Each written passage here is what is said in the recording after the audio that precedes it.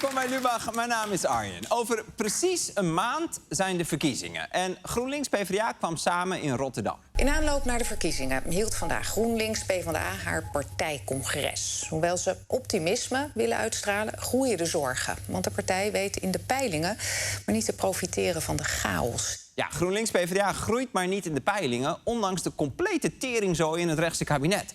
Alsof de sollicitant die voor jou was letterlijk op de grond kotst, de niet-machine jat en een dikke joint opsteekt, maar alsnog krijg jij de baan niet.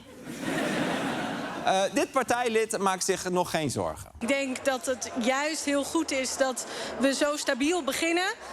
En dan weet ik zeker dat we aan het eind nog een flinke slag gaan maken. Ja, het is juist goed dat we al maanden niet stijgen in de peilingen. Ja, een stukje zakken zou eigenlijk nog iets beter zijn. Veel leden hielden slogans omhoog op het congres, zoals deze. Wij staan op. Dat zijn de ochtendmensen, denk ik dan. Ik weet niet, maar...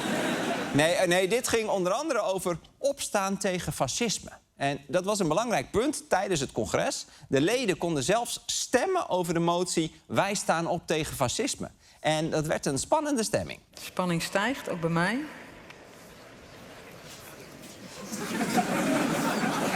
De stemming is gesloten en we gaan naar de uitslag kijken.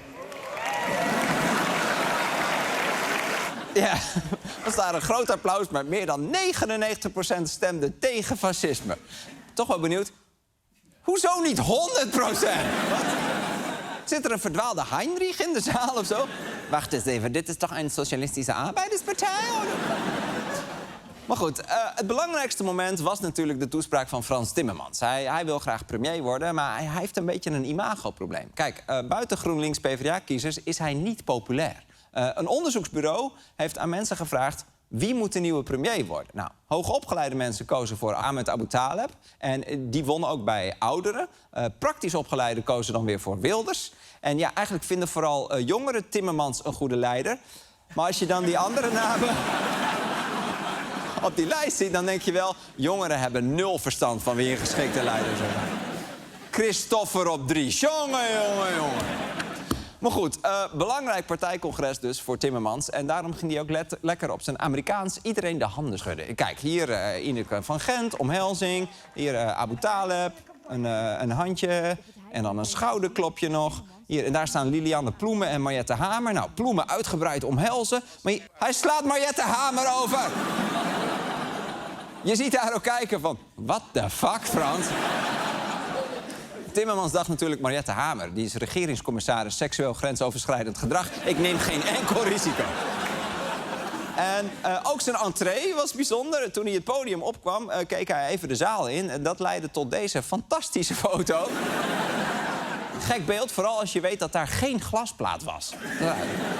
En dit wordt denk ik ook de achterkant van hun verkiezingsposters. Ja, toch? Hang je hem voor je raam. Hè? Van buiten ziet het er dan zo uit. Maar van binnen zie je dit. Ah. Dat is een goed idee. Dat moeten ze doen. Frans weet wat er bij de mensen thuis speelt. Zeg maar. Maar ik weet niet of het echt gaat helpen, want het is ergens ook echt doodeng, toch? Ah! Goed. In zijn speech opende Timmermans de aanval op rechts. En dat is logisch, want rechts heeft een meerderheid in de Tweede Kamer... en vertegenwoordigt dus de meeste mensen. Al ziet Timmermans dat toch net ietsje anders. Die sociale meerderheid is er. De Kamermeerderheid is niet de meerderheid van het land. Is ook niet de sociale meerderheid. Maar jullie zijn de sociale meerderheid. Nederland heeft een sociale meerderheid. Nou, dat weet Nederland dan goed te verbergen. En, het is een slimme redenering, al zijn we met minder. Wij zijn met meer. Maar het moment van de toespraak was deze opmerking over Wilders. Wij kennen allemaal dat gevoel op familiefeestjes, andere feestjes. Van die dronken oom die onaanvaardbare dingen zegt. En dat je denkt van ja, moet ik daar nou iets tegen inbrengen of moet ik het maar laten lopen? Maar hier hebben we het niet over een dronken oom. Hier hebben we het over iemand die de grootste fractie leidt in de Tweede Kamer. Ja, Timmermans zegt dus, je moet Wilders niet behandelen als je dronken oom. Hè? Van laat maar lullen, maar je moet hem serieus nemen. Hè? Je moet meteen ingrijpen. Zoals je doet als een vriend begint met bolderen. Martijn, dit gaan we niet doen, jij komt nu naar beneden. Maar goed, Timmermans gebruikt hier dus het stereotype dronken racistische oom... om iets over Wilders te zeggen. En dat is natuurlijk niet zo aardig, maar sommige mensen vonden het echt heel erg. Ja, 21 noemde het niet beschaafd. En de BBB zei dit. Je mag alles vinden van Geert Wilders, maar hem een dronken oom noemen op een verjaardag... die iedereen maar door laat praten... Dat zijn geen kwalificaties voor collega's in de Tweede Kamer. Ja, maar toch even, Timmermans zegt juist... Wilders is niet een dronken oom. Hij heeft alleen vergelijkbare teksten. Dat is eigenlijk nog erger dus, want Wilders zegt die dingen meestal nuchter. Maar nou goed, oké.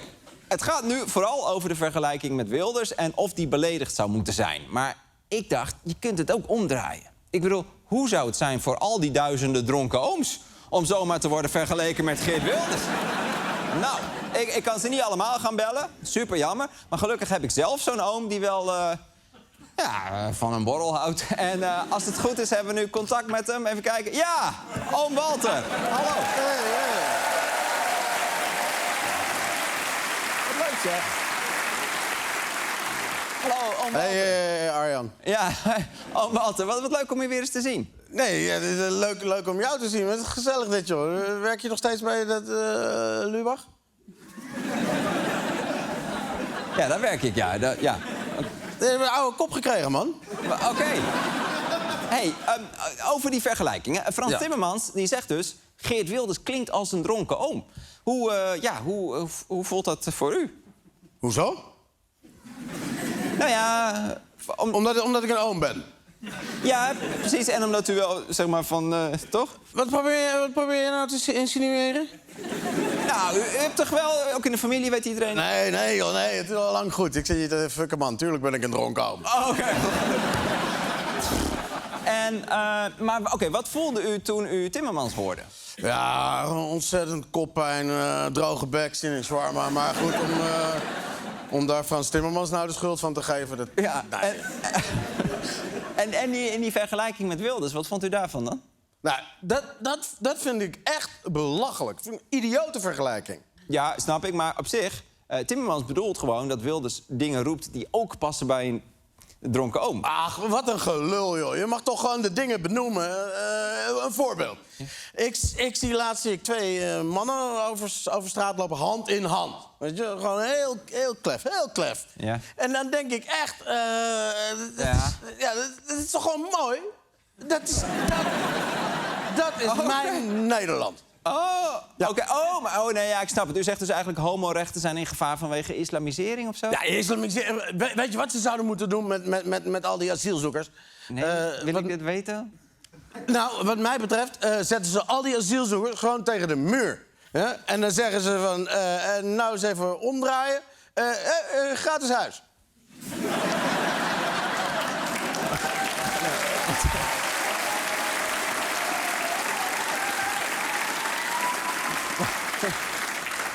Wat een onverwachte wending.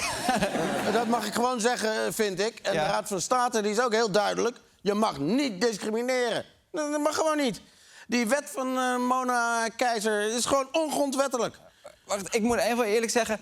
U klinkt eigenlijk best wel genuanceerd. Genuanceerd? Genuanceerd? Nee, man. Zo simpel kan je het niet stellen. Kijk, een orgaan als de Raad van State is cruciaal voor de rechtspraak. Rechtsstaat. Dat mag ik tegenwoordig allemaal niet meer zeggen, maar ik heb gewoon scheid. Oké. Sorry, oom Walter. Ik had het idee dat een dronken oom gewoon altijd op minderheden zit te haten... en het N-woord zegt en zo. Nou, dat gebruik ik ook gewoon, hoor. Zal ik het doen? Nee, doe maar niet. Nee, dat wordt... wordt Ik sowieso- zeg het gewoon, hoor. Nivelleren. Nivelleren. Ja. Oké, dank u wel, oom Walter. Ja.